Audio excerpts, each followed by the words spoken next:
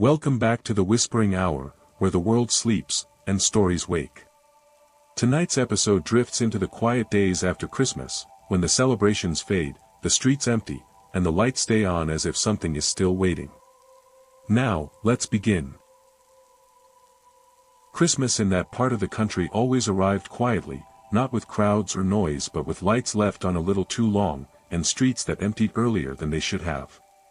My name is Michael, and that year I was 38, driving alone on Christmas Eve because it felt easier than explaining why I didn't want to be around anyone. I told people it was work, that I'd join them after the holidays, but the truth was simpler and harder to say out loud. I needed the road. I needed the distance. I believed, like a lot of people do, that movement could stand in for resolution. The drive started normally enough. Snow had fallen earlier in the day, light and clean, leaving the highway damp but manageable. Christmas lights blurred past on exit ramps, houses glowing in clusters before thinning into long, unlit stretches of road. The radio played seasonal music between static breaks, familiar songs stretched thin by weak signals. I turned it off after the third interruption, preferring the quiet hum of the engine to reminders of where I wasn't going. The night felt settled, cold but calm, the kind that encourages long thoughts and poor decisions. As the miles passed, traffic thinned until the road felt private. Snow began falling again, slower this time, heavier, the flakes drifting sideways and blurring the lane markings. The dashboard clock glowed softly, the only consistent light inside the car. I watched it change minutes steadily, grounding myself in something measurable. When my GPS lagged and froze without warning, the unease arrived quietly, like a hand resting on the back of my neck. I told myself it would correct itself, that cold weather interfered with signals all the time, but I slowed anyway, scanning the darkness for something familiar. That was when I noticed the lights. They weren't bright or clustered, just a handful of warm points glowing beyond the tree line. Christmas lights, I realized, strung low and steady, outlining rooftops and porches. The sight stirred a reflexive comfort. Lights meant people, people meant warmth. The idea of stopping somewhere, even briefly, felt reasonable in the way it often does when you're tired and alone. A faded sign appeared near the exit, partially buried in snow, its lettering hard to read. I caught only one word as I passed it: Christmas. The rest was obscured, either by snow or age. I took the exit before I had time to question why. The side road was narrow, the snow packed into smooth ruts that guided the car forward. Trees closed in on both sides, their branches heavy and still, forming a corridor that muted the wind. Almost immediately, the snowfall softened, losing its sound. The quiet pressed in fast, thick enough that even the engine felt intrusive. My headlights carved a narrow tunnel ahead, revealing a road that seemed to stretch longer than it should have. The town appeared gradually, resolving from shadow into shape. A small cluster of houses lined the road, each one decorated for Christmas with careful restraint. White lights traced rooflines. Wreaths hung centered on doors. Plastic candles glowed in windows behind half-drawn curtains. Everything looked intentional, coordinated, as though the decorations had been placed according to a plan rather than personal taste. Snow covered the lawns evenly, untouched by footprints. No cars sat in the driveways. The street felt preserved, like a display set up and left alone. I slowed almost to a crawl, unsettled by the stillness. The lights did not flicker. The decorations did not sway. Even the snow seemed to settle without sound. As I passed the third house, I noticed a shallow path pressed into the snow along the edge of the road. The impressions were long and evenly spaced, too consistent to be random, too far apart to belong to someone walking normally. The path did not lead to the houses. It ran parallel to them, following the line of decorations as if keeping pace. The temperature inside the car dropped suddenly, the heater struggling to keep up. My breath fogged faintly in the air. I checked the mirrors, half expecting to see movement behind me, but the road remained empty. The sense of being watched settled in without a clear source, not sharp enough to panic, but persistent enough to refuse dismissal. I told myself it was just exhaustion, the way quiet places feel different when you're alone. At the center of the town stood a small square, marked by a tall Christmas tree wrapped in lights that glowed softly against the snow. Presents sat beneath it, neatly arranged, their paper unmarked, ribbons perfectly tied. No footprints disturbed the ground around them. The sight should have felt festive. Instead, it felt staged, like something meant to be seen rather than used. As I drove past, the lights on the tree seemed to focus subtly, not brightening, but narrowing their glow as though attention itself had weight. The road curved gently beyond the square, looping through another row of houses identical to the first. The decorations repeated with minor variations, wreaths placed at the same height, lights hung at the same intervals. The path in the snow continued alongside them, unbroken. I realized then that I hadn't seen a single sign indicating the town's name, no banners, no welcome sign, nothing to anchor the place to a map. Just Christmas, carefully arranged and left waiting. I considered stopping, asking for directions, proving to myself that these were ordinary people celebrating the holiday quietly. The thought felt both logical and deeply wrong, as though stopping would complete something I had already begun by taking the exit. I kept driving, my hands tight on the wheel, heart beating harder than the situation seemed to warrant. As the houses fell away behind me, the lights remained steady, patient, and I understood with growing unease that Christmas in this town wasn't a moment, it was a condition. The road narrowed as it carried me past the last row of houses, the Christmas lights thinning but never fully disappearing, stretching ahead in quiet intervals as though guiding rather than decorating. Snow continued to fall without sound, settling so gently that it felt placed instead of blown. I told myself the town was small, that I had already reached its edge, but the certainty refused to take hold. The sense of being inside something rather than passing through it grew heavier with each second. Another street opened to my right, lined with more houses, each one dressed for Christmas in the same restrained way. White lights. Identical wreaths. Candles glowing in windows behind curtains drawn to the same height. The repetition unsettled me more than decay or abandonment would have. This place was maintained, curated. I slowed again, my foot hovering over the brake, scanning for movement. Nothing shifted, no doors opened, no shadows crossed the windows. The lights simply watched. The shallow path in the snow reappeared, more defined now, running along the edge of the road before curving gently into the side street. The impressions were longer here, the spacing deliberate, and I realized with a tightening in my chest that the path had changed direction only after I did. It wasn't random, it was responsive. I checked the rearview mirror, half expecting to see someone walking just beyond the reach of my headlights, but the road behind me remained empty, the lights receding without resistance. The dashboard clock flickered suddenly, its glow dimming before returning. I glanced at it out of habit and felt a pulse of unease when I realized the time hadn't changed since I passed the square. I watched it for several seconds, waiting for the minutes to advance. They didn't. The car continued moving. The engine hummed steadily. Everything functioned except time itself. I told myself it was a glitch, the cold interfering with electronics, but the explanation felt thin even as I leaned on it. The road curved again, looping through another section of town that mirrored the last. The Christmas decorations repeated with near precision, variations so minor they felt intentional. A red ribbon where there had been green. A wreath slightly larger on one door than the others. The pattern suggested choice while denying it. As I drove, the temperature inside the car dropped further, the heater blowing warm air that never seemed to settle. My breath fogged the windshield faintly, forcing me to wipe a clear patch with my sleeve. I reached another square, smaller than the first, with a second Christmas tree standing at its center. This one was wrapped in lights that glowed a softer yellow, and beneath it sat more presents, arranged carefully in the snow. The paper was uncreased, the ribbons unwrinkled, as though they had never been touched. The sight triggered an irrational urge to stop, to get out and examine them, to confirm they were real. The urge felt planted rather than spontaneous, and that realization snapped something loose in my chest. I drove past without slowing, my heart pounding harder than before.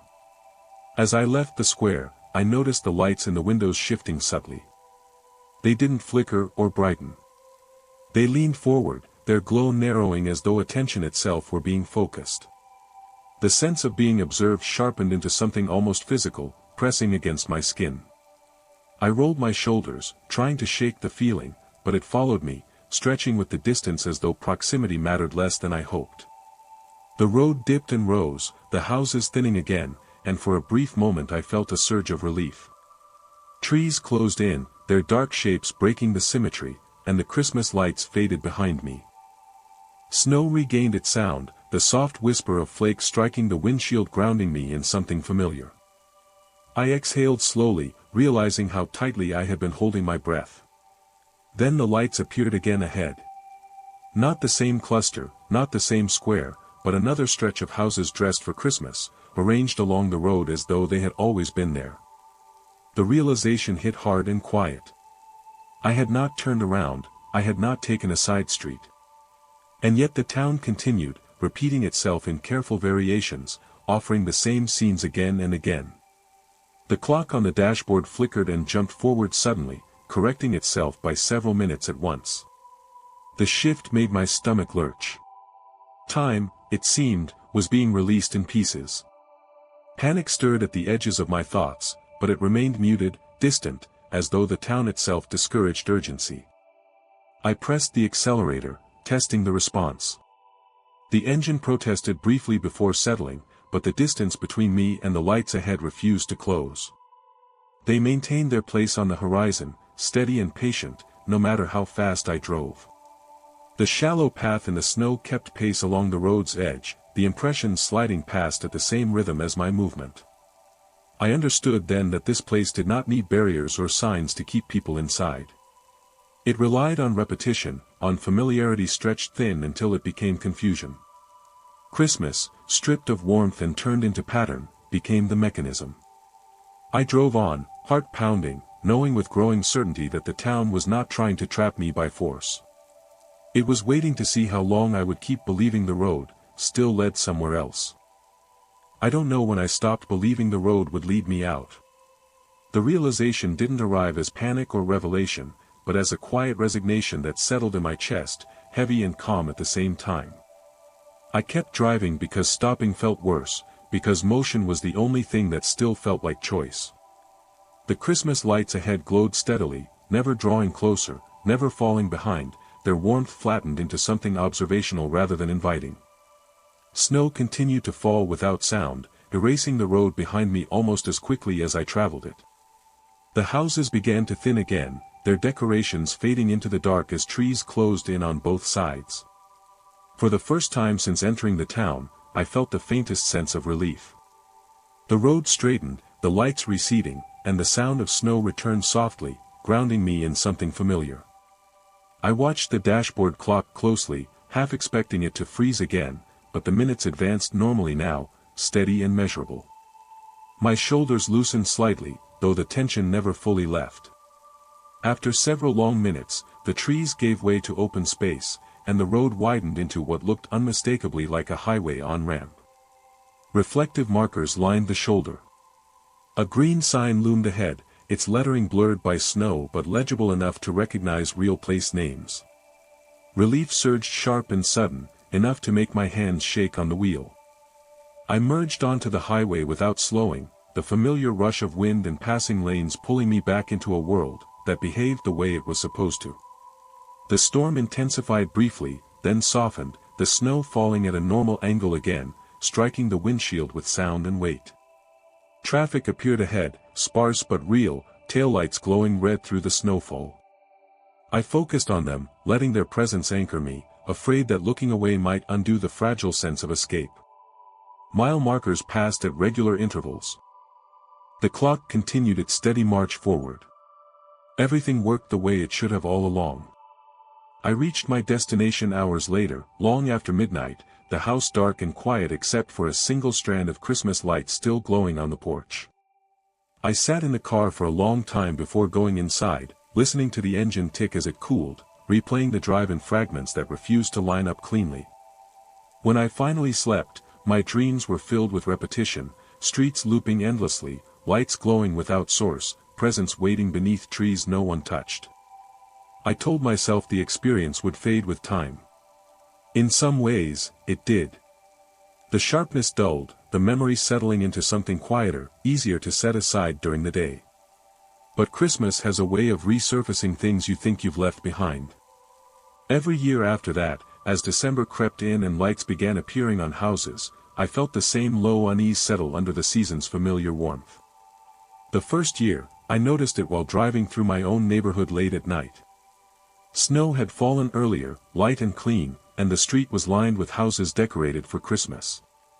White lights traced rooflines, wreaths hung centered on doors, candles glowed in windows behind half-drawn curtains. The sight should have felt comforting. Instead, my chest tightened. The decorations were too similar, the placement too precise. I slowed, scanning for movement. There was none. A shallow path ran along the edge of the street, pressed into the snow beside the curb. The impressions were long and evenly spaced, looping past house after house without turning toward any of them. I sat there longer than I should have, the engine idling, telling myself it was nothing more than plow marks, or an animal track distorted by melting. The explanation felt thin, but I accepted it because the alternative felt heavier. Another year, I noticed a Christmas tree in a public square downtown, lights glowing softly, presents arranged beneath it for a charity drive. Early morning snow had fallen overnight, and the ground around the tree was untouched.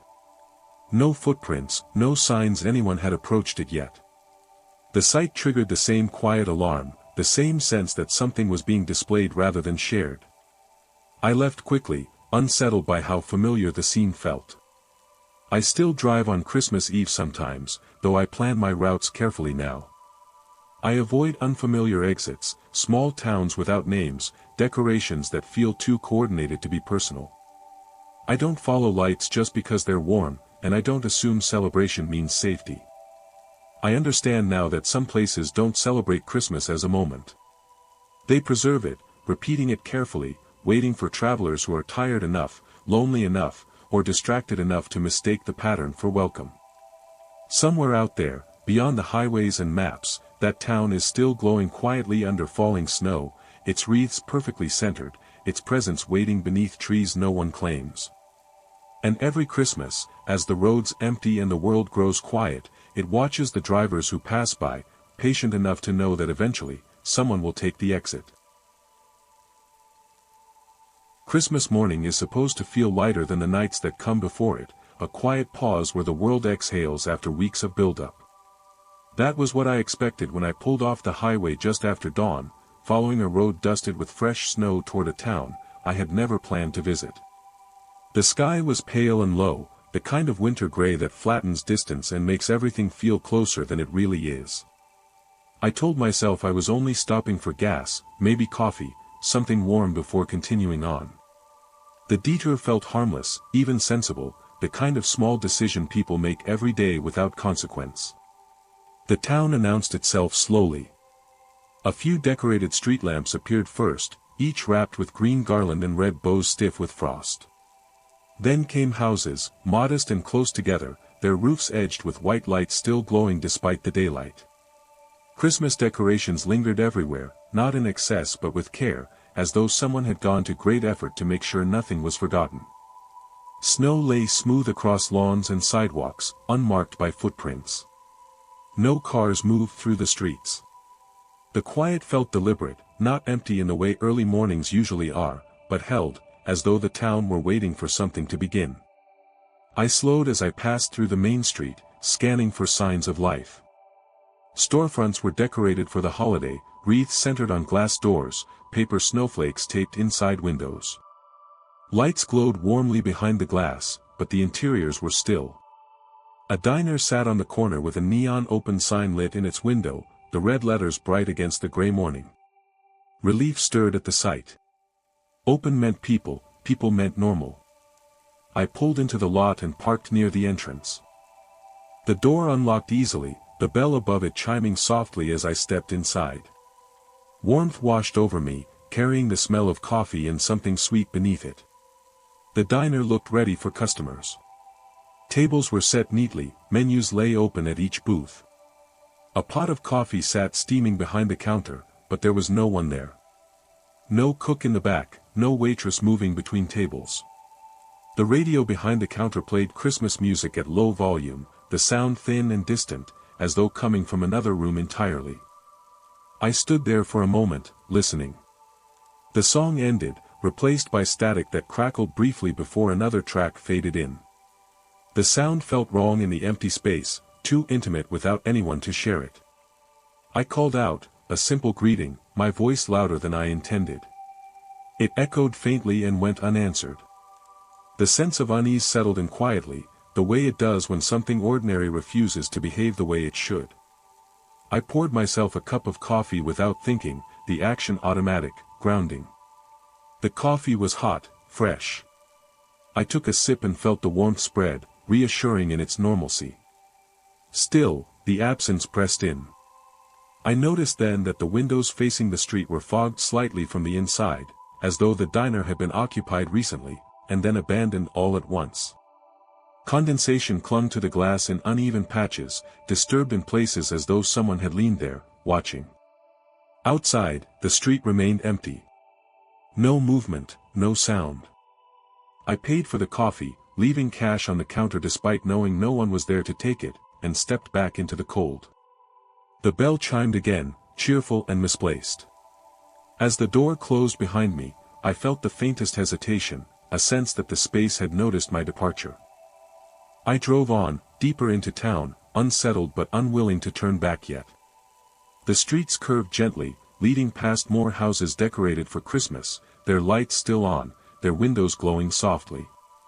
Curtains hung half-drawn everywhere, revealing just enough to suggest occupancy without offering proof. The repetition began to register. Every wreath hung at the same height. Every string of lights traced rooflines in identical patterns. It felt coordinated, curated, like a town frozen at a specific moment and maintained carefully to preserve it. At the center of town stood a small church, its steeple capped with snow, a nativity scene arranged neatly on the lawn. Mary and Joseph stood frozen beneath a plastic stable, the figures dusted with snow, faces calm and unmoving. A single spotlight illuminated the scene despite the daylight, casting long shadows across the untouched ground. No footprints disturbed the snow around it. The scene felt less like a celebration and more like a display, something meant to be observed rather than approached. I parked across the street and sat there longer than I meant to, watching the church. The bells began to ring suddenly, their sound clear and measured, echoing through the empty streets. The clock on the steeple showed the correct time, the hands moving steadily forward. The ringing continued longer than expected, filling the town with sound that felt too loud for the stillness surrounding it. When it finally stopped, the silence that followed felt heavier than before. As I drove away from the church, I noticed something that made my grip tighten on the wheel. A shallow path ran along the edge of the street, pressed into the snow beside the curb. The impressions were long and evenly spaced, looping past houses and storefronts without turning toward any of them.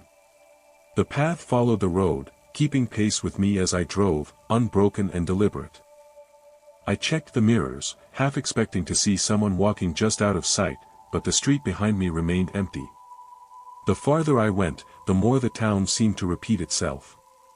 Another diner, another church. Another row of houses decorated in the same careful way. The daylight never brightened.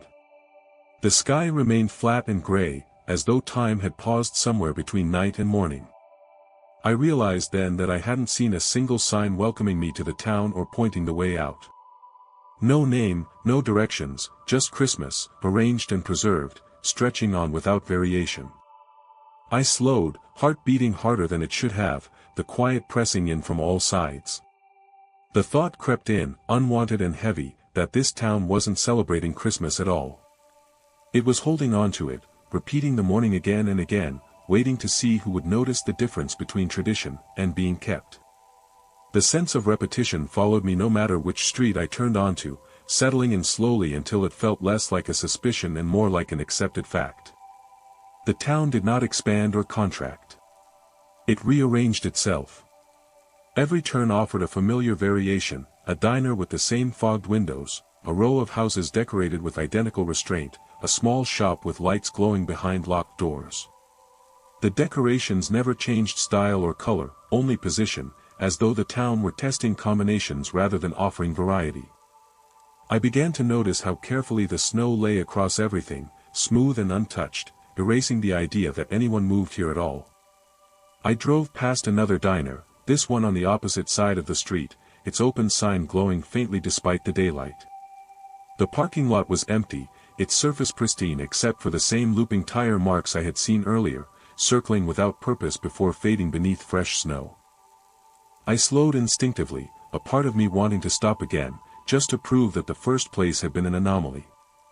The urge felt planted, not spontaneous, and recognizing that made my stomach tighten. I drove past without stopping, the neon letters reflected briefly in my side mirror before disappearing. The church bells rang again, closer this time, though I couldn't see the steeple. The sound carried oddly, echoing longer than it should have in the open streets. When I checked the dashboard clock, I felt a pulse of unease. The time had not changed since I first entered town. The seconds ticked forward, but the minutes refused to advance. I watched the display for several breaths, waiting for it to correct itself. It didn't. The radio flickered on by itself, filling the car with a familiar Christmas song at low volume. I hadn't touched the controls. I turned it off immediately, the sudden silence heavier than the music had been. The road narrowed as it led away from the town center, houses thinning until trees closed in on both sides. Relief stirred briefly, the sight of the outskirts offering the promise of escape.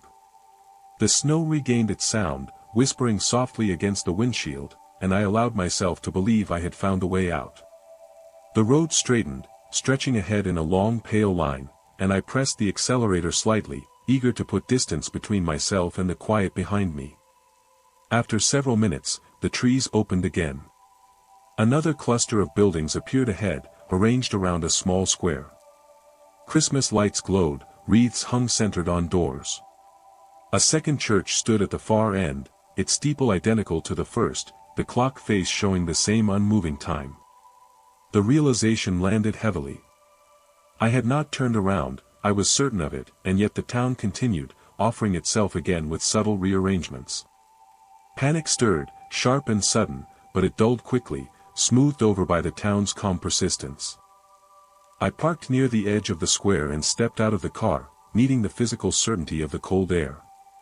It hit hard, sharp enough to sting, grounding me briefly. The silence was complete, broken only by the faint hum of electricity coming from the buildings. I stood there, listening, and noticed something I had missed before. The lights in the windows did not flicker or vary in brightness. They glowed at the same steady intensity, as though controlled centrally rather than individually. The thought unsettled me more than any visible threat would have. Footprints appeared near the curb, shallow impressions pressed into the snow. They were longer than a normal stride, evenly spaced, and they did not lead toward any building. Instead, they followed the line of the street, looping past houses and storefronts without deviation. I followed them with my eyes until they curved out of sight. The impression they left was not of someone arriving or leaving, but of something keeping watch, maintaining the perimeter. I returned to the car, hands shaking slightly as I gripped the wheel. The radio clicked on again, the same song resuming at the exact point, where it had cut off earlier. The familiarity felt invasive. I turned it off harder than necessary, the button clicking sharply under my thumb. The dashboard clock flickered and jumped forward suddenly, advancing several minutes at once. The abrupt change made my stomach lurch.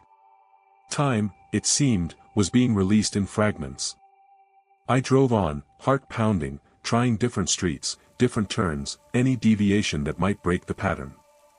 The town responded by offering the same scenes again, slightly altered, never identical enough to feel like a loop, never different enough to feel like progress. The sky remained flat and gray, the daylight suspended without warmth or movement. I began to feel as though Christmas morning itself had been trapped here, replayed endlessly without reaching the part where people wake up. The church bells rang a third time, closer than before. I flinched at the sound, my nerves stretched thin. The ringing lasted longer than it should have, filling the streets with a sense of expectation that had nowhere to go.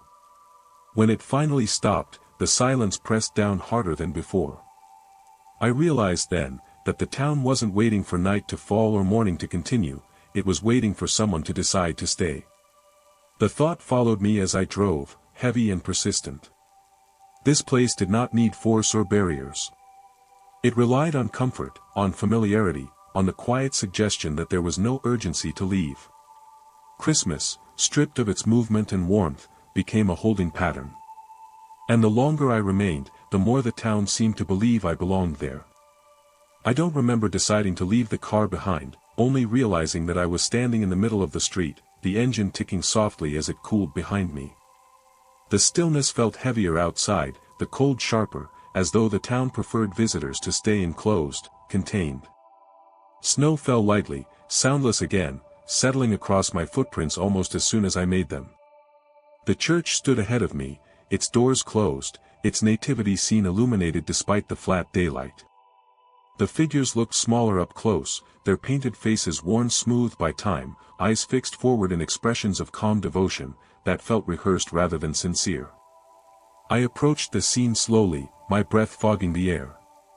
The snow around the stable was perfectly smooth, unbroken, even though the spotlight had clearly been on for some time.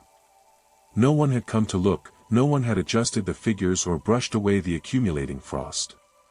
The sense of preservation returned, stronger than before. Christmas here was not being celebrated. It was being maintained, held in place as carefully as the lights and wreaths, and identical decorations lining every street. The church bells rang again, directly overhead this time, the sound vibrating through my chest rather than echoing outward. I flinched and looked up at the steeple. The clock face stared back at me, its hands frozen at the same time I had seen since entering town. The ringing stopped abruptly, leaving behind a silence that felt expectant. For a moment, I had the unsettling impression that the sound had not been meant to mark an hour, but to announce that I was close enough. I stepped back from the church and returned to the car, urgency finally cutting through the town's dulling calm. The driver's door opened reluctantly, the cold metal biting into my hand. When I turned the key, the engine hesitated before catching, the sound loud and intrusive in the stillness. I pulled away from the curb quickly, my tires crunching softly through the snow. The town did not resist, it simply rearranged itself once more. The road led me past the diner again, the same one I had entered earlier, its open sign still glowing, unchanged. For a moment, I considered stopping, the thought arriving unbidden and insistent, warmth, coffee, familiarity. The idea felt heavy, like a hand pressing against my back. I drove past without slowing, my heart pounding, the sign receding into the distance without flicker or protest. The streets narrowed, the houses thinning, and trees closed in on both sides. Snow regained its sound, whispering against the windshield, and I felt a fragile sense of hope take root. The road straightened. Reflective markers appeared along the shoulder. A green highway sign emerged ahead, its lettering blurred by snow but undeniably real. Relief surged sharp enough to make my hands shake on the wheel. I followed the curve onto the ramp without hesitation, afraid that any pause might undo the moment. The transition was immediate. Wind rushed back, carrying the familiar noise of passing vehicles. The sky seemed to lift slightly, the gray thinning enough to suggest movement. The dashboard clock jumped forward again, the minutes advancing normally now, as though time had been released all at once. I focused on the road ahead, on the red glow of taillights in the distance, grounding myself in things that behaved the way they should. I didn't stop driving until I reached a larger town hours later, its streets busy with post-holiday traffic, people moving between stores and homes with visible purpose. Christmas decorations were still up, but they varied wildly, lights blinking unevenly, wreaths hung at different heights, inflatables leaning slightly to one side. The imperfections felt comforting, real. I parked, stepped out into the noise and movement, and stood there for a long time, letting the normal chaos settle around me. I told myself the experience would fade, that it would become another strange memory dulled by time and distance. In some ways, it did. The sharpness softened, the details blurring at the edges. But every Christmas morning since then, when the world feels suspended between night and day, I find myself watching the roads more closely. I notice towns that look too prepared, decorations too coordinated, lights glowing steadily without variation. Once, driving through my own neighborhood after a light snowfall, I saw a diner a few blocks away with its open sign lit long before sunrise. The parking lot was empty, the snow untouched. The sight made my chest tighten. I kept driving. Christmas still arrives each year, quietly and without warning, filling streets with lights and familiar shapes. Most places celebrate it, letting it pass naturally with the turning of the day. But somewhere out there, beyond the highways and maps, there is a town that doesn't let Christmas move on. It holds the morning in place, repeating it carefully, waiting for travelers who mistake stillness for peace and believe that, if something looks open, it must be safe to go inside. Christmas decorations are supposed to disappear quietly after the holidays, taken down piece by piece as people return to normal routines. That's why it felt wrong to see them glowing so brightly a week after Christmas, especially on a road I knew was rarely used even in summer. I was driving late, heading home after visiting family, the kind of trip that leaves you relieved it's over, but strangely empty once the car grows quiet again. Snow had fallen earlier in the evening, not enough to cause trouble, just enough to soften the world and slow everything down. The road cut through a stretch of countryside, where houses were few and far between. Most nights it was dark there, broken only by the occasional porch light or distant farmhouse. That night, it wasn't dark at all. Christmas lights lined the road in steady intervals, not strung between trees or wrapped carelessly around fences, but placed with intention. Warm white lights traced mailboxes. Red and green bulbs outlined driveways. Every few hundred yards, a small cluster of decorations glowed patiently, as though marking something invisible. The sight unsettled me in a way I couldn't immediately explain. I slowed without realizing it. The lights weren't flickering or fading. They held steady against the cold, bright enough to cut through the snowfall without reflecting it. I scanned the roadside for houses, for signs of life that would make sense of what I was seeing. There were buildings there, set back from the road, their shapes barely visible beyond the glow of decorations. Windows were lit, curtains drawn halfway, revealing just enough to suggest someone was awake inside. No cars sat in the driveways. No movement disturbed the light. The farther I drove, the more consistent the pattern became. Decorations appeared at regular distances, never overlapping, never leaving gaps long enough to feel accidental. It felt less like people celebrating, and more like the road itself had been dressed for the season. The sensation followed me quietly, growing heavier with each mile. I checked the dashboard clock. The time looked right. I checked again a few minutes later. The minutes advanced, but the sky outside didn't change. The snow fell the same way, the lights remained fixed in their places. A sign appeared ahead, its reflective surface dulled by frost. I caught the word school as I passed it, the arrow pointing down a side road I didn't remember seeing before. The sight stirred an odd sense of familiarity, the kind that doesn't come from memory but from repetition. I told myself it was nothing more than a local road I'd never needed to take. Still, I slowed, glancing down the turn as I passed. Christmas lights glowed there too, lining the narrow road in careful intervals. The decision to turn came quietly, without urgency or clear reason. I eased onto the side road, the tires crunching softly through packed snow. Trees closed in on both sides, their branches heavy and still, forming a tunnel that muted the wind. Almost immediately, the snowfall softened, losing its sound. The quiet pressed in fast, thick enough that even the engine felt intrusive. The lights continued along the road, guiding rather than decorating, their glow steady and patient. The school emerged gradually, its outline resolving from shadow into shape. A low brick building with long windows, and a wide parking lot sat at the end of the road, every exterior light turned on. Christmas decorations hung from the railings near the entrance. A wreath was fixed carefully to the front doors. A tall tree stood near the flagpole, wrapped in white lights that glowed softly against the snow. The lot was empty. Snow lay smooth across it, untouched by tire tracks or footprints. I stopped at the edge of the lot and sat there, engine idling, listening to the silence. Schools have a particular feeling after hours, a sense of paused noise and stored movement. This one felt different, it felt attended. The lights were too bright, too evenly spaced. The decorations were too precise. I noticed then that the windows were lit as well, every classroom glowing faintly through half-drawn blinds. It looked as though the building were fully awake, just without anyone visible. I stepped out of the car, the cold biting harder than I expected. My boots left the first clear footprints across the smooth snow, the sound of my steps muted and distant. The air smelled faintly of pine and something metallic beneath it, like old radiators warming after a long pause. I stood there longer than I should have, watching the building, waiting for something to move. Nothing did. As I walked toward the entrance, I noticed a shallow path pressed into the snow along the edge of the parking lot.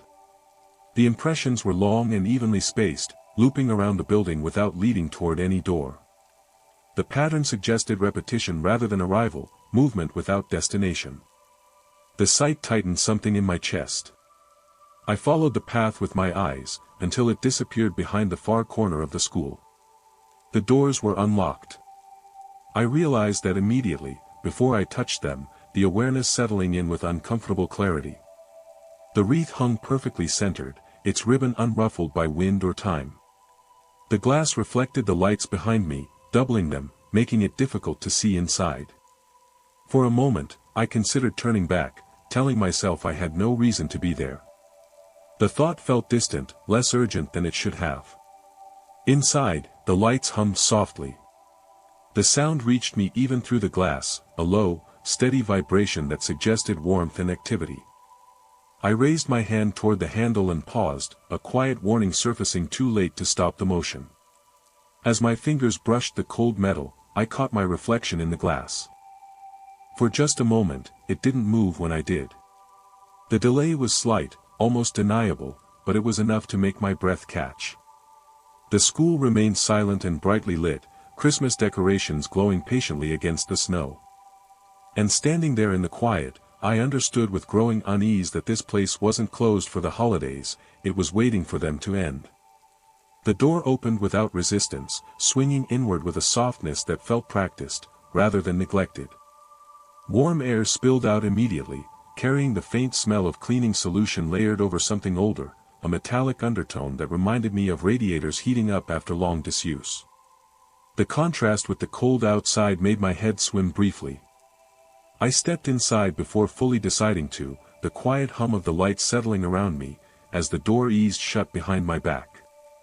The hallway stretched farther than the building's exterior suggested, its floors polished to a dull sheen that reflected light without showing detail. Bulletin boards lined the walls, each one decorated for Christmas with careful consistency. Paper snowflakes were pinned in neat rows. Construction paper wreaths hung centered, their edges sharp and unbent. Class schedules were posted beneath them, the dates still marked for the week before winter break. Nothing acknowledged that Christmas had already passed. My footsteps sounded wrong in the space, too soft, as though the building absorbed noise before it could travel. Doors stood closed on both sides of the hall, each one labeled with a classroom number and a teacher's name. I paused at the first door and pressed my ear against it, listening for movement. There was nothing. No distant voices, no shuffling, just the steady hum, constant and low, vibrating faintly through the walls and into my chest. As I moved deeper into the building, I noticed faint impressions on the floor. They weren't footprints in the usual sense, not marks left by dirt or snow, but subtle disturbances in the polished surface, visible only when the light hit them at the right angle. The impressions were elongated, the stride longer than normal, and they looped back on themselves, overlapping in places until the pattern became difficult to follow. The realization settled slowly and unpleasantly. Whatever had made them had not been moving between rooms, it had been pacing. I passed the main office, its glass window glowing warmly from within. A Christmas tree stood in the corner, decorated with paper ornaments and strings of white lights. Beneath it sat a stack of wrapped gifts labeled for staff, the tags handwritten and perfectly aligned. Snow lay undisturbed outside the window, no footprints leading to the entrance. The office door was unlocked, but I didn't step inside. The space felt occupied without anyone being present, like a room holding its breath. Further down the hall, the hum deepened slightly, not louder but closer, as though I were moving nearer to its source without changing direction. I became aware of how warm it was inside, the heat pressing against my skin in a way that felt excessive for an empty building. My breath no longer fogged the air. The sense of time grew vague, minutes stretching thin enough to lose their edges. I checked my phone. The screen lit up, then went dark again without showing the time. The hallway opened into the gymnasium, its doors propped open. Light flooded the space evenly, illuminating rows of folded bleachers and a polished floor marked with faded court lines.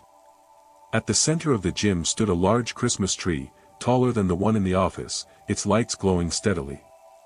Chairs were arranged in neat rows facing it, as though for an assembly that had been paused mid-preparation. The floor around the chairs was spotless, unmarked by footprints or scuffs.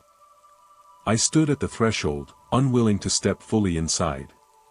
The hum resonated more strongly here, vibrating through the soles of my boots.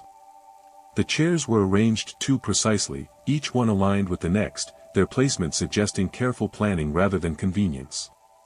I had the unsettling impression that the room was prepared not for celebration, but for observation. Whatever belonged here did not need to sit down, it needed to watch. A sound broke the stillness abruptly. Not a voice or a footstep, but the faint scrape of metal against tile somewhere behind me. I turned sharply, heart pounding, scanning the hallway I had just walked through.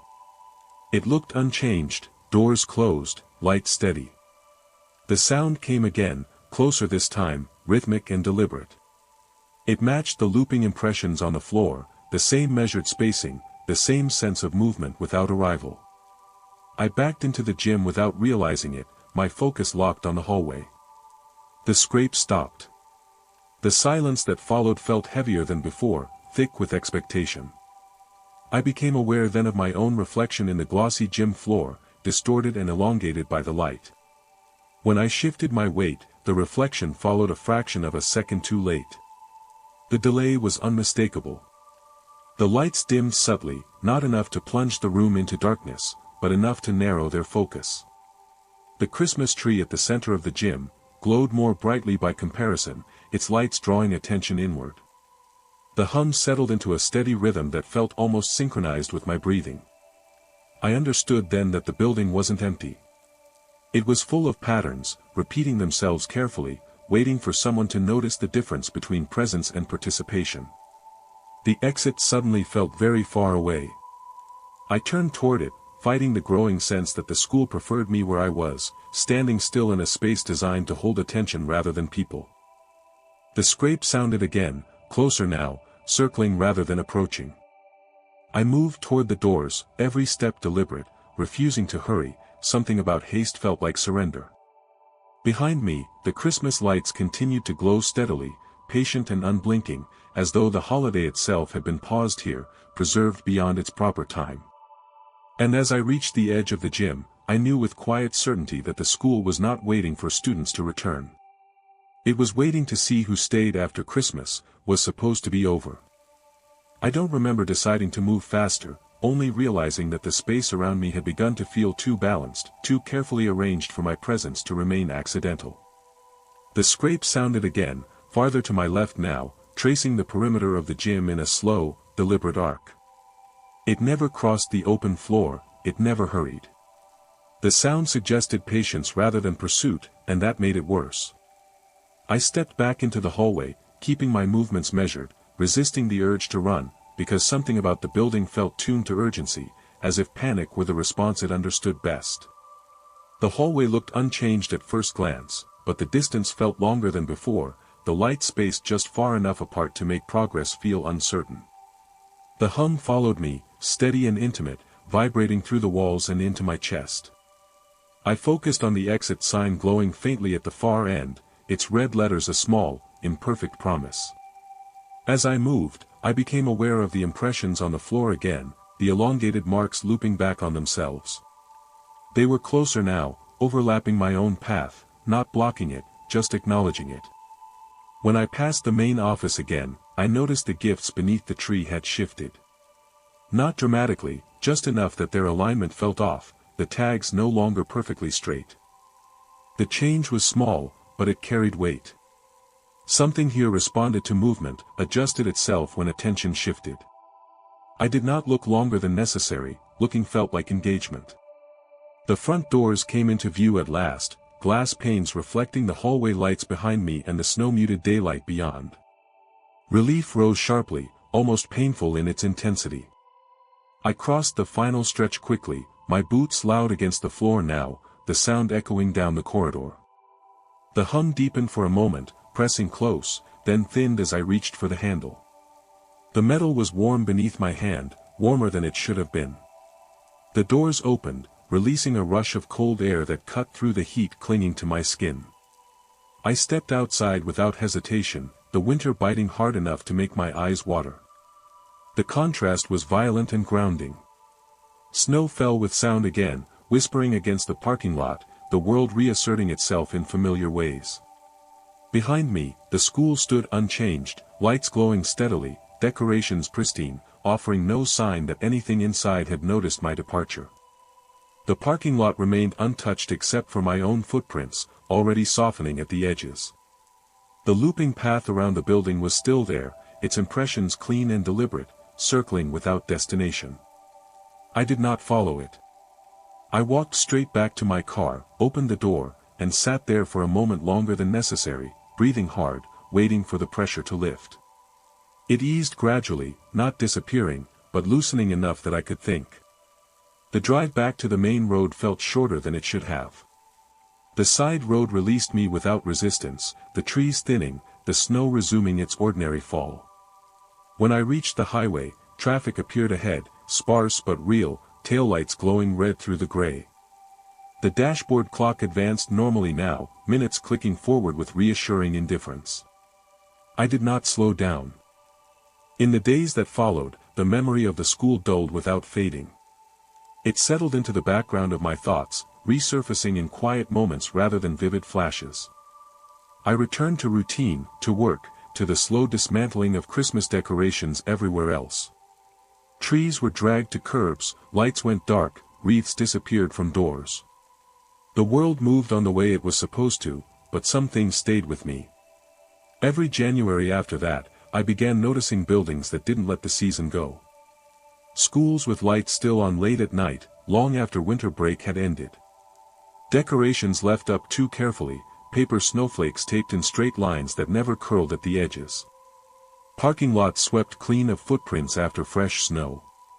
The sight always brought back the same quiet tension, the same sense that celebration, when held too tightly, becomes something else entirely.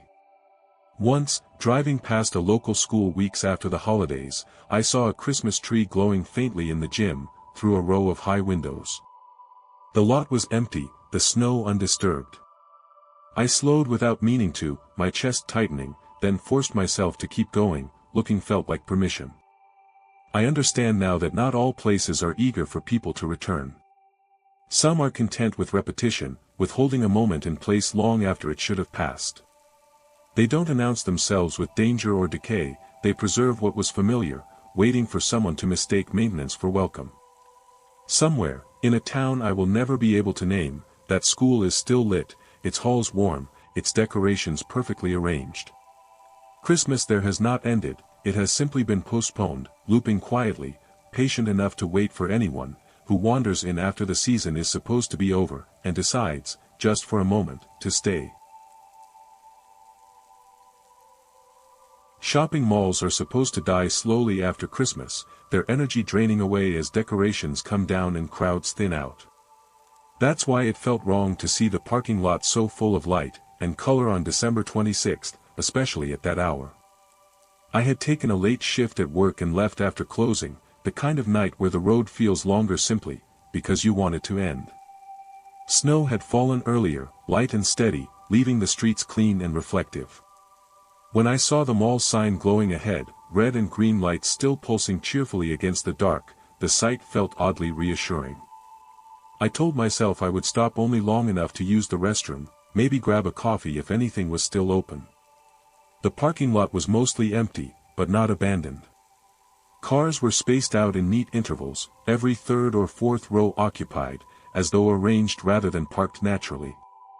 Snow lay smooth between them, untouched by footprints. No shopping carts were scattered, no doors stood propped open. The mall itself glowed warmly, every entrance lit, Christmas decorations still hanging in careful symmetry. Giant wreaths framed the glass doors. Trees wrapped in white lights stood just inside, visible through the windows. Everything looked open, ready. I parked near the main entrance and sat there for a moment longer than necessary, listening. There was no distant hum of traffic, no laughter, no voices drifting through the glass. Just the low buzz of electricity and the faint ticking of my engine as it cooled. The silence felt contained, like sound had been intentionally reduced rather than naturally absent. I stepped out into the cold, my boots crunching softly against the snow, and walked toward the doors. They slid open immediately. Warm air rushed out, carrying the familiar scent of food courts and polished floors, layered with pine from artificial trees. The contrast with the cold outside was sharp enough to make me pause. Inside, the mall lights were fully on, bright and even, eliminating deep shadows. Christmas music played softly over the speakers, a slow instrumental version of a song I recognized but couldn't immediately place. The volume was low, almost apologetic, as though it didn't want to draw attention to itself. The mall was empty. Not closed, not dark, not abandoned in the usual sense.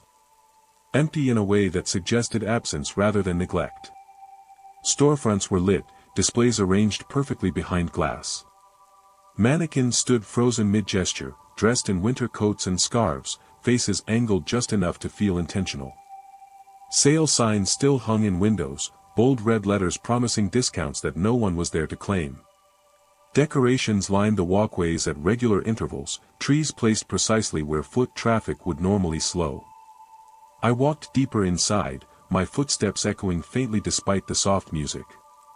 The sound felt too loud in the open space. I passed the food court, its tables clean and evenly spaced, chairs pushed in with care. Menus glowed above counters, digital boards cycling through items at a steady pace. A pretzel stand stood open, its lights on, trays empty but clean, as though someone had just stepped away. The smell of warm dough lingered faintly in the air. I checked my phone, there was no signal. The time displayed correctly, but the notification bar was empty, no bars, no data. I slipped the phone back into my pocket, unease settling quietly rather than sharply. Malls interfere with signals sometimes, I told myself. Thick walls, too much metal. The explanation felt rehearsed even as I used it. As I passed one of the central Christmas displays, I noticed something that made me slow. Footprints marked the polished floor faintly, visible only where the light hit at a certain angle. They weren't dirty footprints, not tracked in from outside, but subtle disturbances in the shine, impressions where pressure had been applied repeatedly. The prints formed a looping path around the display, circling it again and again without leading away. The pattern was too deliberate to ignore. I followed the path with my eyes, feeling a familiar tightening in my chest. It reminded me of the tire tracks I'd seen in other places, that hadn't wanted to be passed through. The thought arrived uninvited and unwelcome. I shook it off and kept walking, telling myself malls always feel strange when they're empty, that the human noise we're used to fills in gaps we don't notice until it's gone. Near the center of the mall stood a massive Christmas tree, stretching up toward the skylights, its lights glowing steadily. Presents were arranged beneath it, wrapped in glossy paper, ribbons tied perfectly, untouched. A sign beside the display read "Take One," printed in friendly lettering. No boxes were missing. The floor around the tree was pristine, no scuffs, no footprints crossing the threshold of the display. The music shifted subtly as I stood there, the melody slowing, the notes stretching just a little longer than before. The lights on the tree didn't flicker, but they seemed to focus, their glow narrowing as though attention itself had weight. I became aware then of how warm it was inside the mall, warmer than necessary, the air thick and still. I turned, suddenly certain I should leave. The exit signs glowed reassuringly red in the distance, but they felt farther away than they had moments ago. The mall stretched outward, corridors lengthening subtly, stores repeating in careful variations.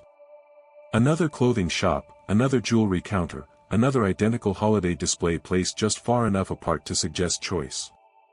As I walked toward the exit, the soft music continued to play, unbroken and patient. The looping footprints remained near the tree, undisturbed. And with each step, the sense grew stronger that the mall wasn't closed, because Christmas was over. It was still open because Christmas hadn't finished with anyone yet. The farther I walked from the entrance, the more the mall seemed to settle around me, as though my presence had confirmed something it had been waiting to verify. The corridors widened and narrowed subtly, never enough to feel impossible, just enough to make distance unreliable. The music continued at its low, polite volume, the same melody repeating without noticeable breaks. I realized after several minutes that the song hadn't changed at all. It simply looped, restarting so smoothly that the transition disappeared. Storefronts repeated in careful variations. A clothing store with mannequins posed mid-step appeared twice within sight of one another, each display arranged slightly differently, as though adjusted after a comparison. A jewelry kiosk sat abandoned in the center of one corridor, its glass cases glowing warmly, velvet trays perfectly aligned. No security gates were pulled down. No signs indicated closing hours. Everything looked prepared, not for customers, but for observation. I slowed near the large Christmas tree again, unsettled by how easily I had circled back to it without intending to. The looping impressions on the floor were clearer now, overlapping in places, the shine dulled where pressure had been applied repeatedly. I stood just outside the edge of the display, resisting the urge to step closer. The Take One sign remained beside the presents, its cheerful lettering unchanged. None of the boxes showed signs of tampering. It felt less like generosity and more like an invitation designed to test compliance. The temperature rose gradually, pressing against my skin in a way that felt unnecessary for an empty space. The air stopped circulating. I became aware of my own breathing, how loud it sounded in my ears, how quickly it seemed to fall into rhythm with the music overhead. I shook my head slightly, trying to break the focus, and continued toward what I thought was the main exit. Halfway there, I passed a security desk. Its monitors were on, each screen showing a different angle of the mall. I paused, drawn to them despite myself. The cameras displayed empty corridors, vacant food courts, the towering Christmas tree from above. One feed showed the exact spot where I was standing. I stepped to the side, testing the image. The figure on the screen followed a fraction of a second later. The delay was slight but unmistakable. I moved on quickly, pulse quickening, and noticed something worse. The other screens showed movement too. Not figures, not shapes I could identify, but subtle shifts in perspective, like the cameras themselves were adjusting, tracking something that moved just outside their frames. The realization tightened my chest. The mall wasn't empty because no one was there. It was empty because whatever belonged to it didn't need to appear. The food court came into view again, though I was certain I had already passed it. The tables were still set neatly, chairs pushed in with care. At the center, a Santa chair sat beneath a decorative arch, its red cushion smooth and unwrinkled. A sign beside it read "Photos today," the date printed beneath it reading December 26th. The printer ink looked fresh. No line of footprints led to the chair. No sign suggested anyone had actually sat there. The music softened as I stood there, the melody stretching thin, individual notes lingering longer than they should have. The lights dimmed subtly, not enough to darken the space, but enough to draw attention inward. The Santa chair seemed to occupy more visual space than before, its red fabric absorbing light rather than reflecting it. I had the unsettling impression that it was meant to be occupied, that the emptiness around it was temporary. I turned away abruptly, choosing a different corridor at random. The exit signs glowed steadily, but they did not seem to grow closer, no matter how long I walked. The stores began to blur together, holiday signage repeating with minor changes. Sale ends tonight. Last day. Don't miss it. The phrasing felt intentional, less like advertising and more like instruction. The looping impressions appeared again along the polished floor, forming arcs that guided movement without forcing it. I followed one without realizing it, my steps aligning with the pattern until I caught myself and stopped. The silence thickened immediately, the music dipping so low it was almost inaudible. The mall seemed to pause with me, waiting. That was when I heard the footsteps. They were soft, measured, echoing faintly from somewhere ahead. Not hurried, not approaching directly. They circled, maintaining distance, matching my stillness with their own. I turned slowly, scanning the corridor. It was empty. The sound continued, pacing along the edges of the space, never entering the open center.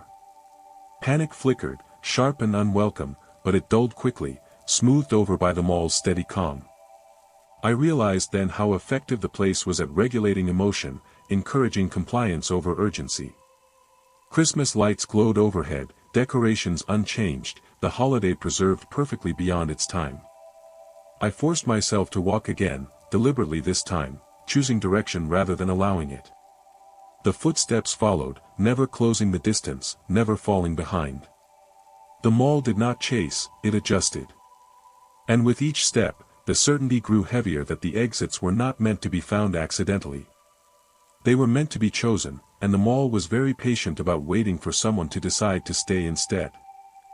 I stopped trying to outrun the feeling, and focused instead on resisting it. The mall thrived on drift, on gentle redirection, on the quiet erosion of intention. So I chose stillness where it expected compliance. I stood near a closed storefront with a darkened display, one of the few places not glowing with seasonal color, and listened. The music thinned until it felt like it was coming from behind my eyes, rather than the speakers. The footsteps adjusted, slowing to match my pause, circling at a respectful distance. Whatever moved here did not want a scene, it wanted agreement. I checked the exit signs again and picked the one that looked least curated, its red letters slightly dimmer than the rest. The corridor leading to it was narrower, the decorations less symmetrical, as though this route had been maintained last. I walked with purpose, counting my steps, anchoring myself to something measurable. The air cooled by degrees as I moved, the warmth receding reluctantly. The looping impressions on the floor thinned, then vanished, replaced by the ordinary scuffs of a place meant to be used and forgotten. The security desk appeared again, but this time the monitors were dark. The hum I had grown used to loosened its grip, thinning into the background. I passed the Santa chair without looking at it, resisting the pull of its bright red presence. The Photos Today's sign lay on its side now, as though it had been set down carefully rather than knocked over. The date remained the same. The floor around it was still pristine. I reached the vestibule and felt a sharp, immediate relief at the sight of glass doors reflecting the snow-muted night beyond. The doors didn't slide open right away. They hesitated, just long enough to register as choice. I stood still, hands visible, breathing evenly, refusing to rush. The footsteps stopped. The music thinned to nothing. The doors opened. Cold air rushed in, cutting through the warmth clinging to my skin. I stepped outside and the sound returned all at once, the whisper of falling snow, the distant rush of traffic, the ordinary noise of a world that did not arrange itself around me. The doors closed behind me with a soft finality, that felt earned rather than enforced. Inside, the mall glowed steadily, its decorations unchanged, offering no sign that anything had noticed my departure. The parking lot remained untouched, my footprints the only disruption in the smooth snow. The cars were still spaced too evenly, but they felt inert now, props without pressure. I drove away without looking back, the road releasing me quickly, the lights of the mall shrinking into a familiar landmark rather than a focus. In the days that followed, the experience settled into a quiet afterimage. I returned to routine, to errands and traffic and places that closed when they said they would. Christmas decorations came down around me, trees dragged to curbs, wreaths boxed away. The season loosened its grip everywhere else, and that mattered more than I wanted to admit. Still, certain details lingered. I began to notice malls that stayed lit too late, music playing after hours, storefronts glowing without employees. I noticed how some places regulate feeling, how lighting, temperature, and sound can soften urgency until choice feels optional. Once, weeks later, I passed a different mall and saw a Santa chair still set up in a quiet wing, the sign beside it reading "One Last Day." I kept walking. The memory sharpened one evening, when a friend mentioned stopping at that same mall after Christmas and finding it weirdly calm, like the holiday hadn't quite ended. He laughed it off, I didn't. Calm can be a tool, calm can be a net. I understand now that some spaces are designed to hold people without holding them down. They don't lock doors, they don't chase, they preserve a version of comfort so carefully, that leaving feels like waste. Christmas, with its lights and promises and gentle insistence on togetherness, becomes the perfect frame. A season that teaches you to linger, to accept warmth without asking where it comes from. Some nights, when the roads are quiet and the snow falls just enough to soften the edges of things, I think about that mall still glowing somewhere, its music looping politely, its exits waiting to be chosen. I imagine the tree at the center, presents untouched, a sign inviting someone to take one thing, and stay a little longer. And I remind myself that open does not always mean welcoming, and that sometimes the safest choice is to leave a place exactly as it is, perfectly prepared, patiently waiting, for someone else. The neighborhood wasn't supposed to be awake that late, especially not the day after Christmas. I had driven through it dozens of times over the years, a quiet American subdivision tucked just far enough from the main road, to feel separate from everything else. It was the kind of place where decorations went up early and came down late, where people took pride in keeping things tidy even when no one was looking. That night, though, the lights felt too consistent, too evenly spaced, as if the entire street had agreed on a single standard and followed it without deviation. I had taken a wrong turn trying to avoid traffic, trusting muscle memory more than navigation. Snow had fallen earlier, light but steady, leaving the roads damp and reflective. As I slowed at the entrance to the neighborhood, I noticed how clean everything looked. Lawns were smooth, sidewalks cleared perfectly, driveways edged with fresh snowbanks that showed no signs of recent shoveling. Christmas lights glowed on every house, not blinking, not fading, just holding their brightness patiently against the dark. I drove in slowly, the tires whispering over pavement. Houses lined both sides of the street, modest and similar in size, their decorations restrained but precise. White lights traced rooflines. Wreaths hung centered on front doors. Candles glowed in windows behind curtains drawn to the same height. The repetition unsettled me more than extravagance would have. It suggested planning rather than preference, maintenance rather than celebration. No cars moved, no garage doors opened, no silhouettes crossed the windows. The street felt preserved, like a model home display left intact after hours.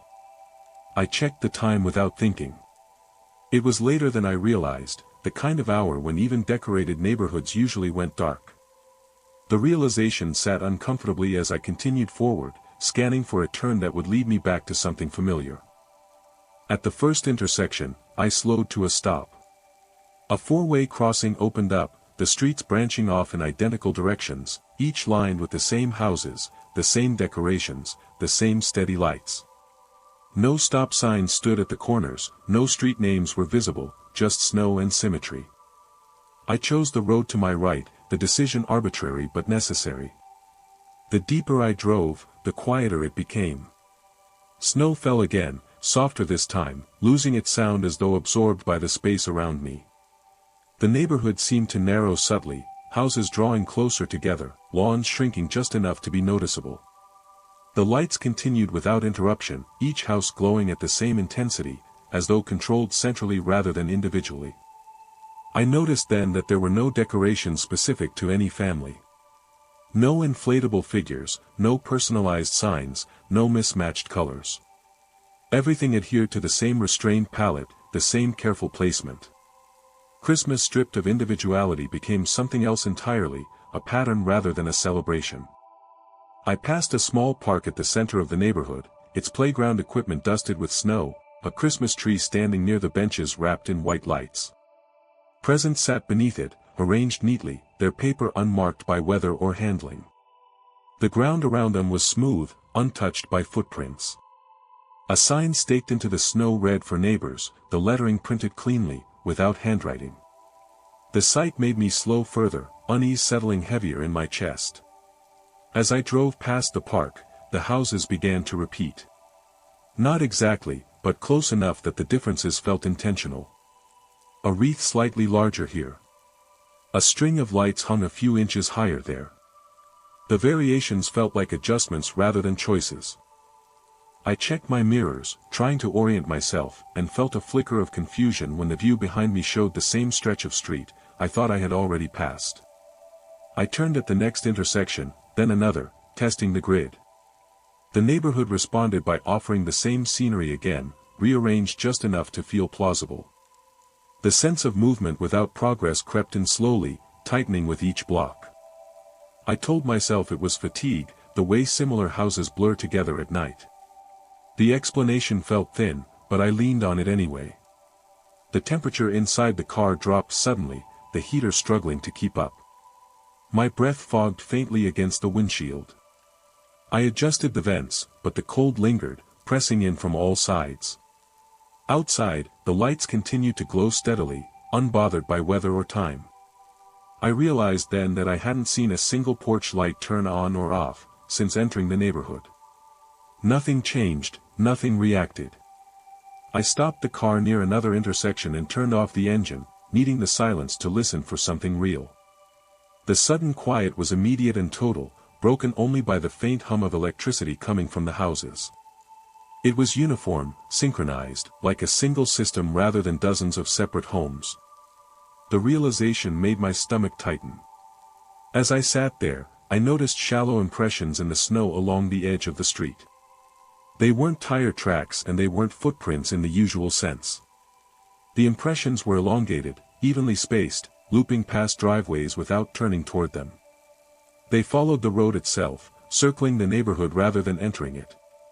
The pattern suggested movement without destination, presence without purpose. The light seemed warmer then, not brighter, but more focused, as though attention itself had narrowed. Curtains in several windows shifted slightly, not opening, not closing, just adjusting enough to suggest awareness. The movement was subtle enough to doubt, but consistent enough to notice. I restarted the car, heart beating harder than the situation seemed to justify, and began driving again, choosing a direction deliberately this time. The road accepted the decision without resistance, stretching ahead under falling snow. But as the houses continued, identical and glowing, a quiet certainty settled in.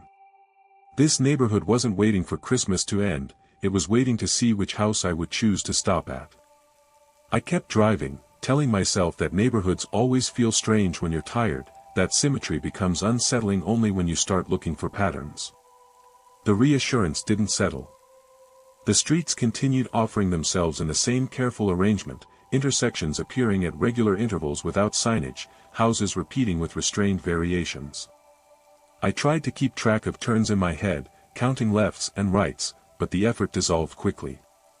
The neighborhood resisted being mapped. It rearranged itself just enough to remain plausible.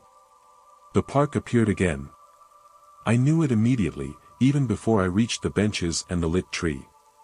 The same white lights glowed steadily, the same untouched presence sat beneath the branches, the "For Neighbors" sign standing at the same angle in the snow. The realization landed heavily. I had not doubled back intentionally, I had not made a loop that should have brought me there again. And yet the park waited in the center of the street as though it were fixed, an anchor the rest of the neighborhood rotated around. I slowed to a crawl and rolled past it, my eyes tracking the smooth snow around the tree. There were still no footprints, no signs anyone had approached the gifts or the benches. The space felt maintained rather than ignored, preserved in a state just before use. As I passed, I noticed something new. The presents had shifted slightly, their arrangement no longer perfectly symmetrical. One box sat closer to the edge of the tree's light, its ribbon angled just enough to catch attention. The change was small, but it carried weight. The neighborhood adjusted. I drove on, heart pounding harder now, and noticed more movement in the windows.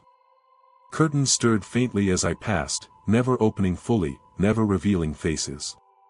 The motion followed me, subtle and synchronized, as though my progress through the street triggered a delayed response. I resisted the urge to speed up.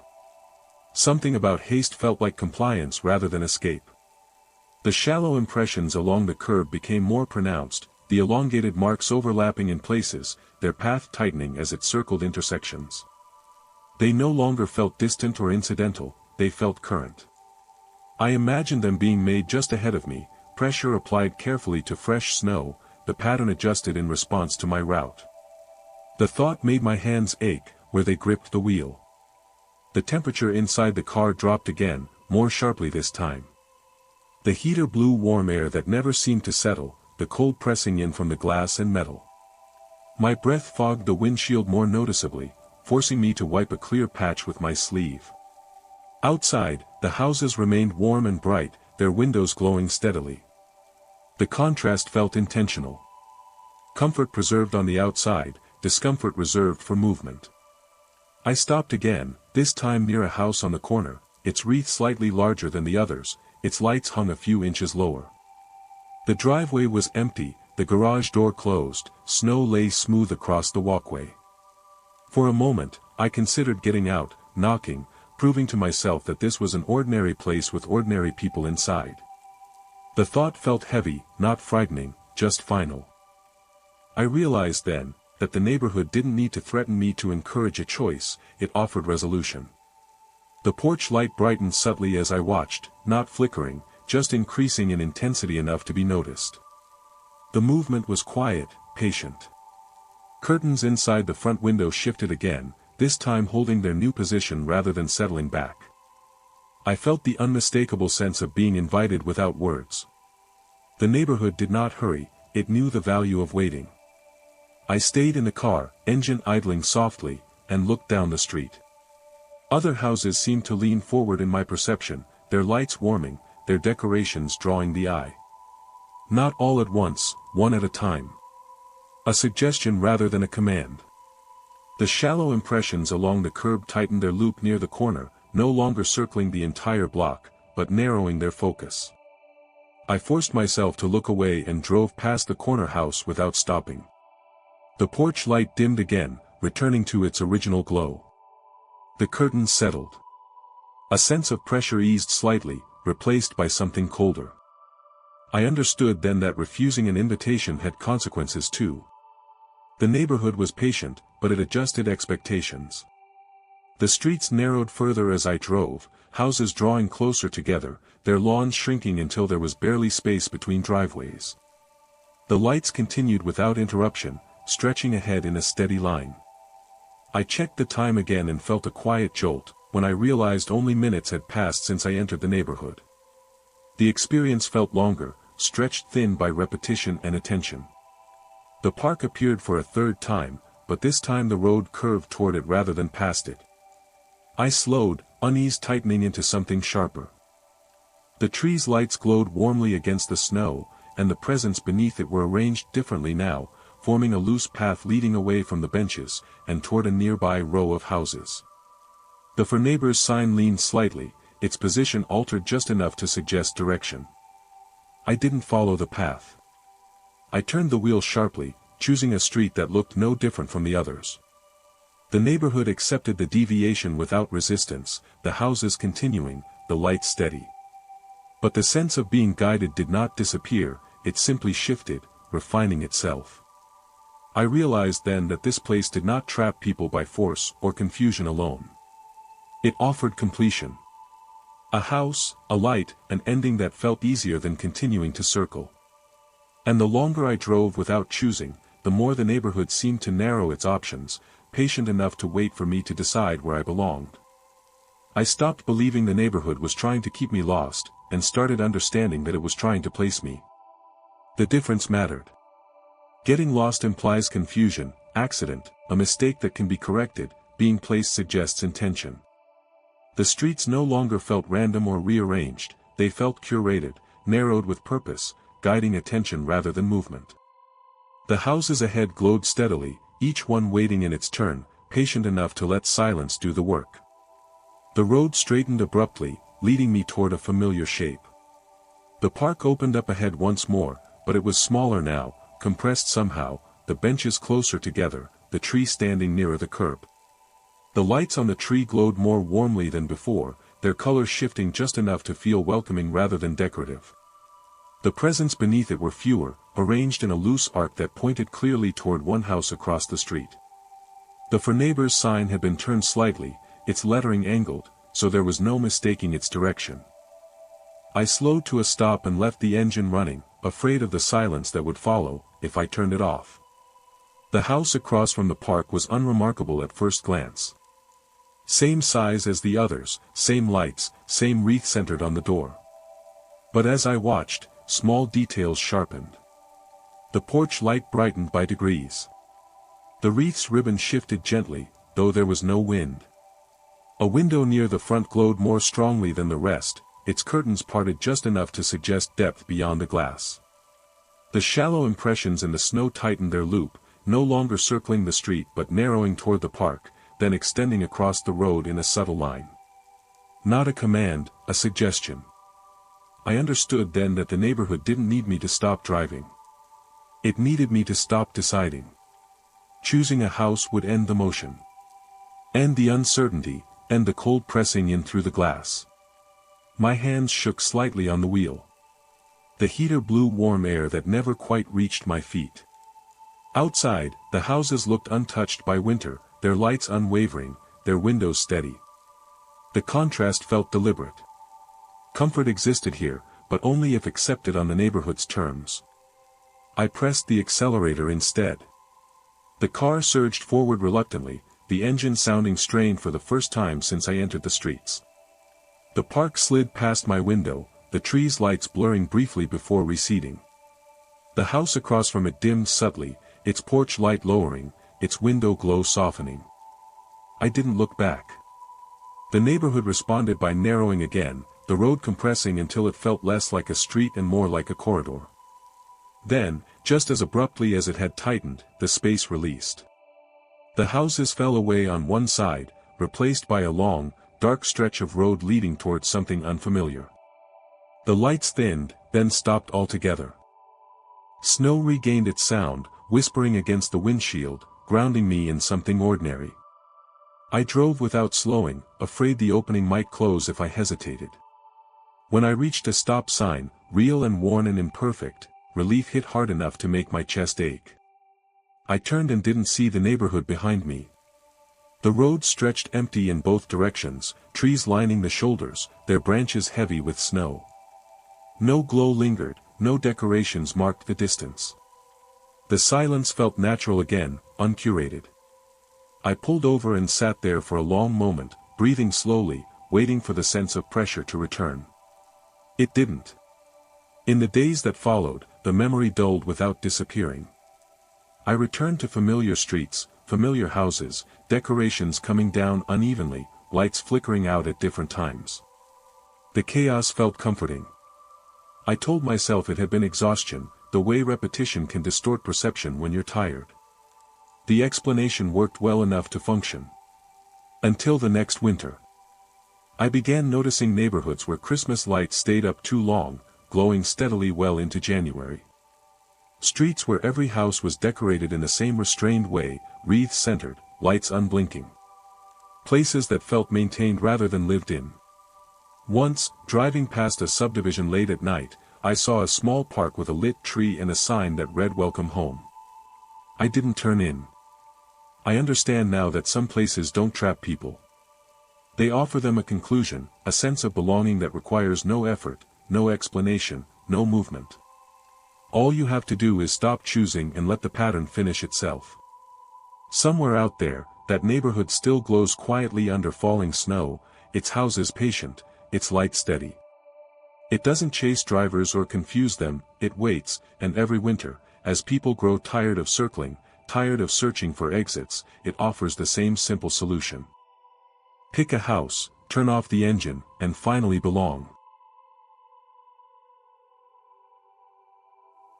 Hospitals feel different during Christmas, even when they're operating normally.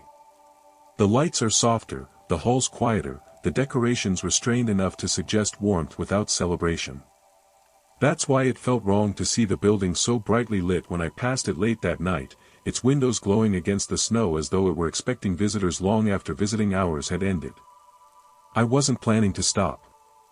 I was driving home after a long shift, tired in the deep, dull way that makes judgment feel optional. But when my phone buzzed weakly and lost signal at the same time, the idea of a warm, public place felt reassuring enough to slow down. The hospital sat just off the highway, surrounded by bare trees and a parking lot cleared too thoroughly for the hour. Snowbanks lined the edges in neat rows, unmarked by footprints. A large Christmas wreath hung above the emergency entrance, its ribbon crisp and unwrinkled, as though it had been replaced recently. White lights traced the roofline, steady and unflickering. The sight suggested care, maintenance, attention. I pulled in without fully deciding to, the tires crunching softly over salt and packed snow.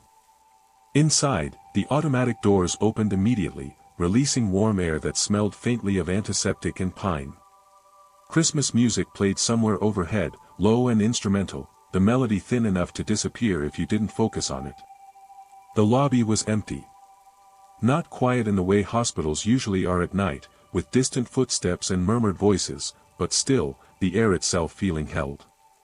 A Christmas tree stood near the reception desk, its lights glowing steadily, ornaments placed with careful spacing.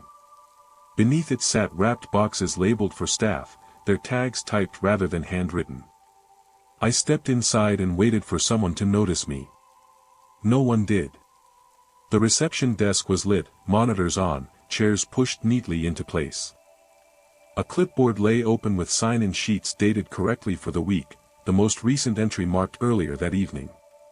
I listened, straining for signs of activity beyond the lobby. The hum of the building was constant and low, vibrating faintly through the floor. Elevators stood closed, their call buttons glowing softly. I checked the time, late enough that the place should have been quiet, but not empty. Hospitals never truly sleep. That was the thought that finally unsettled me. This one felt as though it had paused rather than slowed. I moved deeper into the lobby, my footsteps muted against the polished floor.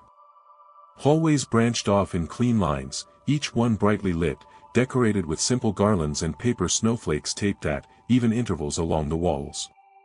Signs pointed toward departments that should have been staffed. Radiology, pediatrics, ICU. The arrows were clear, the paths inviting. As I passed one of the corridors, I noticed shallow impressions on the floor near the wall. They weren't scuffs or dirt marks, but subtle disturbances in the shine, visible only when the light struck at a certain angle. The impressions were elongated, evenly spaced, looping back on themselves before fading. The pattern felt familiar in a way I didn't want to examine too closely. I followed the corridor slowly, telling myself I was only looking for a restroom, a reason to justify being there. The hallway stretched farther than expected, its lights evenly spaced, the decorations repeating without variation.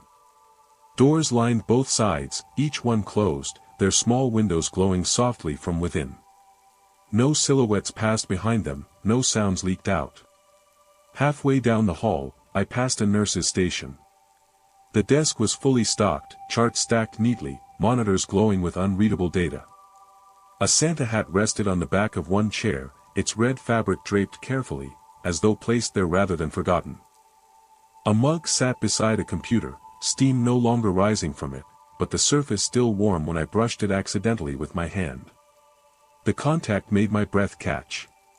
Someone had been here recently, or something wanted it to feel that way. The hum deepened as I stood there, not louder, but closer, vibrating through my ribs. I became aware of the heat pressing against my skin, warmer than necessary, as though the building were compensating for something absent. The Christmas music shifted subtly, the melody stretching thin, looping without transition. Time felt less distinct, minutes losing their edges. I realized then that I hadn't seen a single patient. No gurneys, no wheelchairs, no movement at all. The hospital looked fully operational without actually operating, prepared without being used. At the end of the corridor, a set of double doors stood open, light spilling out into the hall. A sign above them read recovery, its letters glowing softly. Beyond the doors, the hum felt strongest, the vibration tightening into something almost rhythmic. I stopped several feet away, the unease settling fully into place. Hospitals are meant to help people move forward, to mend and release them back into the world. Standing there beneath Christmas decorations that hadn't shifted or dulled, I understood with growing certainty that this one wasn't designed for that. It wasn't helping anyone leave. I stood there longer than I meant to, the open doors to recovery pulling at my attention without urgency. The hum settled into a steady rhythm, that felt almost synchronized with my breathing, rising and falling just enough to be noticed. The corridor behind me remained unchanged, lights even, decorations perfectly aligned. Nothing urged me forward, nothing blocked my retreat. The absence of pressure felt intentional, like a test of patience rather than resolve. I stepped closer to the doors and looked inside. Rows of curtained bays stretched across the room, each one softly lit, the curtains drawn to the same height. Monitors glowed beside empty beds, their screens alive with slow, regular waveforms that suggested presence without revealing it. The sound of steady beeping filled the space, calm and measured, not urgent enough to alarm. Four stands stood beside each bed, lines coiled neatly, ready. The air was warm and faintly sweet beneath the antiseptic, like plastic and something organic held just below the surface. I moved into the room carefully, my footsteps swallowed by the padded floor. The beeping continued, uninterrupted, each monitor maintaining its rhythm. I stopped beside the first bed and reached out, hesitating before pulling the curtain back just enough to see inside. The bed was empty. Sheets were tucked tight, the pillow perfectly centered. The monitor beside it continued its slow, steady display, unbothered by the lack of anyone attached to it. I moved down the row, checking another bed, then another. Each one was the same, empty, prepared, active. The realization settled in with quiet weight. The machines weren't monitoring people, they were maintaining the idea that someone was still here. Still present, still not ready to be released. As I reached the center of the room, the temperature rose subtly, the warmth pressing closer to my skin. The hum deepened again, the vibration more noticeable beneath my boots. I became aware of faint impressions on the floor between the beds, the same elongated disturbances I had seen in the hallway, looping carefully around equipment and furniture without crossing the spaces where patients should have been. The pattern avoided the beds themselves, as though respecting boundaries I couldn't see. A soft sound reached me then, barely audible beneath the machines. Not a voice, not quite. More like the gentle exhale of air released slowly, repeated at regular intervals. I followed it toward the far side of the room, where a glass wall looked out onto another corridor. Beyond the glass, I saw movement for the first time since entering the hospital. Figures stood in the hallway. They were indistinct, their shapes blurred by the glass and distance, but there were several of them, spaced evenly along the corridor. They did not approach the door, they did not turn away, they remained still, their presence suggested more by absence of movement than by form. Christmas lights were reflected faintly across the glass, breaking their outlines into fragments that shifted when I moved. I stepped closer to the glass and felt my stomach tighten. The figures did not react, they didn't need to. The corridor they occupied was decorated the same way as the others, garlands evenly spaced, paper snowflakes taped at precise intervals. A sign on the wall behind them read discharge, the letters glowing softly. The doors beneath the sign were closed.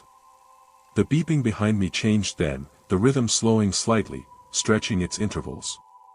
The hum followed suit, the vibration settling deeper, heavier. I had the unsettling impression that the room was adjusting to my attention, reallocating its focus.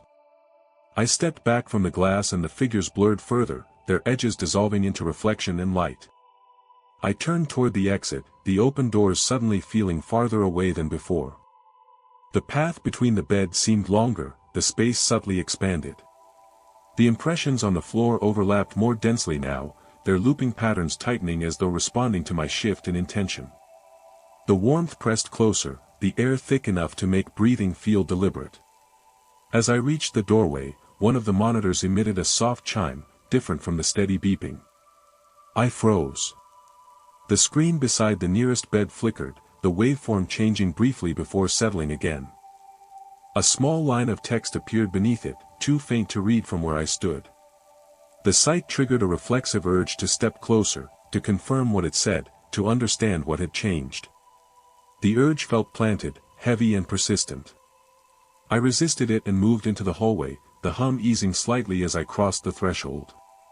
Behind me, the beeping resumed its original rhythm, as though satisfied. The corridor outside recovery looked unchanged, but the distance to the lobby felt longer, the turns less familiar. I walked steadily, refusing to hurry, aware that haste felt like engagement rather than escape. As I passed the nurse's station again, the Santa hat was gone from the chair. In its place sat a folded hospital gown, placed carefully, its ties aligned neatly. The mug beside it was gone as well. The desk looked ready for someone to return at any moment. The Christmas music overhead faded briefly, replaced by silence, then resumed at a slightly slower tempo. The building's warmth remained constant, pressing close, patient. I understood then that the hospital did not trap people through confusion or force. It offered continuity, a place where recovery never quite ended, where leaving was optional because staying felt complete. And somewhere behind me, beyond closed doors and glowing monitors, the machines continued to keep time for patients, who no longer needed to be there, waiting quietly to see who else might decide to lie down and let the process finish itself. I don't remember turning away from the nurse's station, only realizing that my feet were already carrying me down the hallway toward the lobby. The hospital felt different now, not more threatening, but more settled, as though my presence had been accounted for and placed into some internal order. The hum softened slightly, losing its edge, the vibration easing just enough to make staying feel reasonable. That, more than anything, frightened me. Places that want you to panic can be resisted. Places that encourage calm are harder to leave. The corridor stretched longer than before, the lights spaced evenly, decorations repeating without variation. Paper snowflakes hung at the same height on every wall, their edges crisp and uncurled, untouched by time or air. I passed another set of doors marked ICU, their windows glowing softly from within. The monitors inside pulsed with the same steady rhythms I had seen in recovery, waveforms rising and falling with quiet confidence. I did not stop to look, looking felt like acknowledgement. When the lobby finally came into view, relief flickered weakly, dulled by the sense that it was too easy. The Christmas tree still stood near reception, its light steady, ornaments perfectly spaced. The wrapped boxes beneath it were unchanged, their labels still reading for staff in clean, printed text. The desk was unattended, but everything was in place, chairs pushed in, monitors glowing patiently. The hospital looked prepared for people who had decided not to go anywhere else. The automatic doors hesitated when I approached. They didn't fail, they simply paused, long enough for me to register the delay as choice rather than malfunction. I stood there, breathing evenly, hands visible at my sides, resisting the urge to step back. Behind me, the hum deepened slightly, not loud enough to threaten, just present enough to be noticed. The Christmas music overhead thinned, individual notes stretching until they almost dissolved into silence. The doors opened, cold air rushed in, sharp and grounding, cutting through the warmth clinging to my skin. I stepped outside without hesitation, the night biting hard enough to make my eyes water. Snow fell with sound again, whispering against the pavement, the world reasserting itself in familiar ways. The doors closed behind me with a soft, final click that carried no urgency, no disappointment. The parking lot looked unchanged, snowbanks neat, cars spaced naturally, their surfaces dusted unevenly. My footprints marked a clear path back to my car, sharp-edged and undeniably mine. I drove away without looking back, afraid that checking would invite something to adjust. The road released me quickly, the highway lights appearing sooner than expected, traffic sparse but real. The rest of the night passed without incident. I reached home, slept poorly, woke with the dull certainty that something had followed me only as far as memory allows. In the days that followed, the hospital stayed with me in small, persistent ways. I noticed how some buildings never truly empty, how lights remain on in rooms no one enters, how machines continue working even when their purpose has ended. I began to notice Christmas decorations left up in places that shouldn't need them. Hospitals with trees still glowing in January. Garlands taped carefully to walls weeks after the season had passed. Wreaths replaced rather than removed, kept fresh and precise. The sight always carried the same quiet pressure, the same suggestion that staying was an option if you were tired enough. Once, weeks later, I drove past that hospital again during daylight. The building looked ordinary, busy even. Cars filled the lot, people moved in and out through the doors. The wreath above the entrance was gone. The lights along the roofline were dark. I told myself that was proof the night had been a distortion, a product of exhaustion and winter quiet. But that night, driving home after sunset, I passed the same exit and saw the building glowing again, every window lit, the wreath returned to its place, crisp and centered. The parking lot was nearly empty, snow lay smooth and undisturbed. I did not slow down. Hospitals are meant to help people recover and move on. They exist to bridge a moment of need, and release you back into the world. But I understand now, that some places offer a different kind of care. They promise continuity instead of closure, warmth instead of movement, the comfort of being monitored rather than the risk of leaving. Somewhere, beneath Christmas decorations that never quite come down, machines are still keeping time for people who no longer need them, lights glowing steadily in rooms prepared for rest that doesn't end. And every winter, when the nights grow quiet and exhaustion makes decisions feel optional, those places wait patiently for someone else to step inside, lie down, and decide that recovery feels easier than going home. You have been listening to The Whispering Hour. Before you drift back into the dark, let me know in the comments where you're listening from, and which moment stayed with you the longest. Your whispers guide the night still waiting to unfold. Sleep well, if you can.